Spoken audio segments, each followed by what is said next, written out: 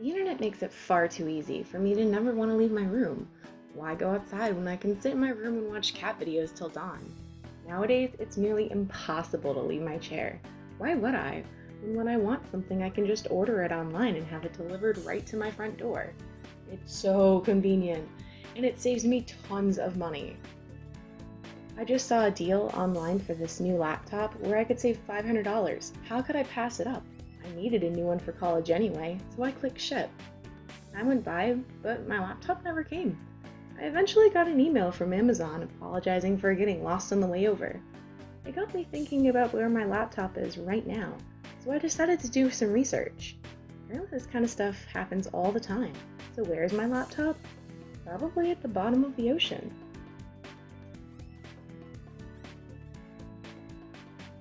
So wait a minute, what's it doing at the bottom of the ocean? Well, apparently lots of stuff is down there. When 90% of world trade is done by boat, it's no surprise to anyone that stuff is just going to fall overboard. It's a big problem, and that loss represents a huge amount of wasted manufacturing effort and energy, not to mention the money that gets invested into capital costs for search, recovery, investigation, and legal actions. I mean, these companies lose a lot of money when these things just disappear. Anyway, while looking into this, the number 10,000 kept popping up. I guess it's a rough estimate that calculates that around 10,000 cargo containers carrying a bunch of different stuff just falls in every year, never to be seen again.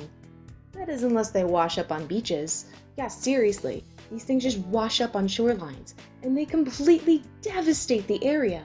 And that's exactly what happened in 2007. Tons of these containers made their way onto Branscombe Beach in England. Check this out. Holy shit. About 2,394 containers were shipwrecked there, and 150 of them were carrying hazardous substances like industrial and agricultural chemicals. Okay, so what happens when they don't wash up on shore? Well, they kind of just float at sea for a few weeks. Nothing ever just sinks immediately. While they're just following the waves, they actually become a danger to other passing ships who can crash into them, which is no fun for the container or the boat. When the container actually sinks, things start to get a little tricky. At first, the container crashes into the ground, crushing and smothering any poor soul who was unfortunate to be caught underneath it. But then something crazy happens. They turn into these marine life tourist attractions. They start to flourish with life. Tons of different organisms start to live on and around them. Well, life is good until what's inside starts to make its way out. Over time, the containers rust and expose their water-damaged and rotting contents. These containers are holding everything from snacks to cell phones, fridges to my laptop, even worse, like toxic chemicals. This debris can entrap and suffocate these little guys or simply poison them. Okay, so that's pretty bad. Wait, it gets worse? Apparently it does get worse. So the ocean is filled with these invisible biogeological barriers, which are basically muddy deserts on the seafloor. These barriers are super important in keeping marine species in their proper areas.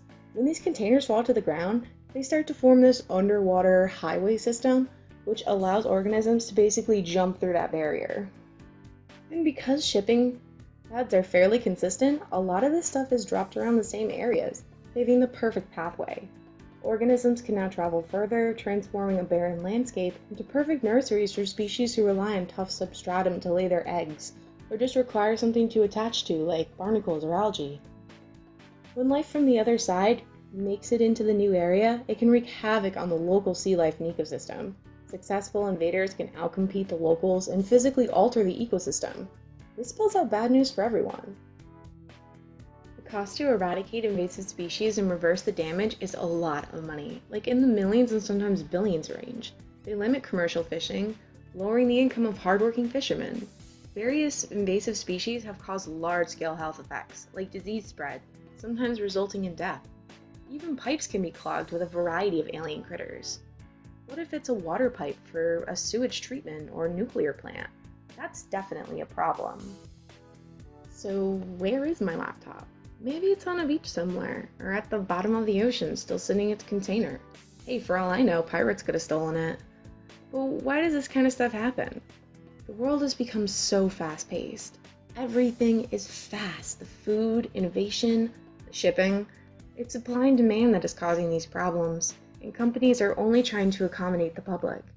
Time restraints result in containers not being stacked right, only for them to topple over. This endangers the lives of the people who work aboard these ships. Over 500 people die every year just from cargo ship accidents, most of which could have been preventable if the workers had more time to properly stack and secure everything. But what can we do about this? The world just needs to take a step back and slow down. I realize I'm also guilty of being impatient. You do not want to be near me when my food takes more than 30 minutes at a restaurant. Ugh. But I think I can handle something being a little late if it means that workers are safely returning home to their families. I certainly wouldn't mind if my laptop was a few days behind schedule if it prevented a tragedy at sea. It's just something to think about.